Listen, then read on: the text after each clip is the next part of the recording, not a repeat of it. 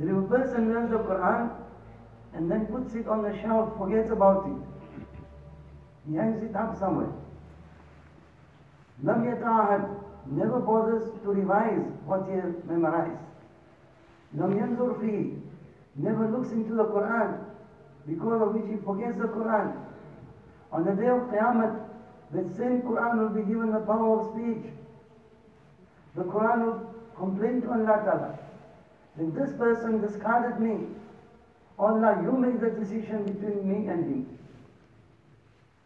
In other words, you punish him. If the Quran has to make this plea, you can well imagine the plight of that person. There was a Qari Sahib, Qari Muhammad Tayyib Rahimi of Pakistan. He has passed on, Rahmatullah Ali, a student of Qari Rahim Bakhsh, Rahmatullah Ali. He used to say that the punishment mentioned in various nusus, ayat, hadith for forgetting the Quran, the mainstream view is if a person forgets the Quran to an extent that he cannot even look inside and recite. He forgot his hifz, he forgot his nazar also. That person is the target of this punishment. He says this is a mainstream view.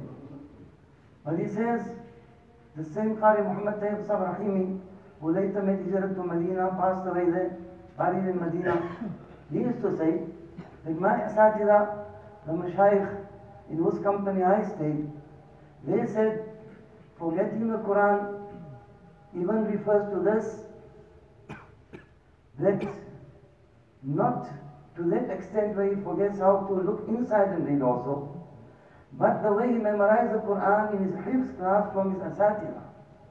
How solid the Quran was at that point of time. If there is some decrease in that, there is some weakness, this person also is guilty of the sin of forgetting the Quran. In fact, his own opinion, Qari Muhammad Tayyib Rahimi Rahmatullahi, his opinion, he says, if a person reaches a stage, a hafiz, who no longer has the courage to stand up in Taraweeh to recite the Quran, or if he stands up, he makes many mistakes, that person is also guilty of forgetting the Quran. He can also face punishment. This Qari Muhammad Tayyib Sahib Rahimi's Ustaz, Qari Rahim Bakhsh Rahmatullah, he was a student of Qari Fateh Muhammad Rahmatullah. So Qari Rahim Bakhsh Rahmatullah used to say, in my opinion, the Hafiz that cannot recite the entire Quran out of memory from cover to cover in one sitting, in my opinion, that is not a Hafiz. A true Hafiz is one who can recite the entire Quran in one sitting, whether it takes hours from cover to cover. So it is very important to keep revising the Quran. And the third important thing, as a way of advice for all Hufaz, addressing myself first and foremost, is not only to memorize the Quran, but to practice upon the Quran. When Aisha Siddiqa radhiyallahu anha was asked, كيف كان خلق رسول الله صلى الله عليه وسلم, how was the character of Nabi Kareem sallallahu alaihi wasallam? She replied, كان خلقه القرآن. His character was an embodiment of the Quran, personification of the Quran. He was a living example of the Quran. Every injunction of the Quran he put into practice. And that should be the shan, the trait of every Hafiz, to practice the Quran. Otherwise, severe warnings are mentioned in the Hadith. In Tafsir al-Qurtubi, there is one narration, one riwayat, that there is a valley, deep valley in Jahannam. In that valley there is a well. The whole Jahannam and that well also seeks 7 times a day refuge from a snake, a serpent that is in that well. That serpent is so dangerous, so potent, There's 7 times every day. Jahannam, and that very Jahannam seeks Allah's refuge from the serpent. And the function of the serpent, the narration mentions, this serpent will be unleashed on those kuffars who do not practice upon the Quran, who commit sins. We need to cry tears of blood today. Parents ought to look after their children, their Islamic upbringing. Boys that become hafiz, found in the nightclubs, in the raves. Is this a justice that you are doing to the Quran? Taking the Quran to filthy places. Huffaz shaving their beards. In the month of Ramadan, we get questions in the Darul Iftah that in our locality, the Hafiz is clean shaven. No one else capable of reciting the entire Quran in Taraweeh.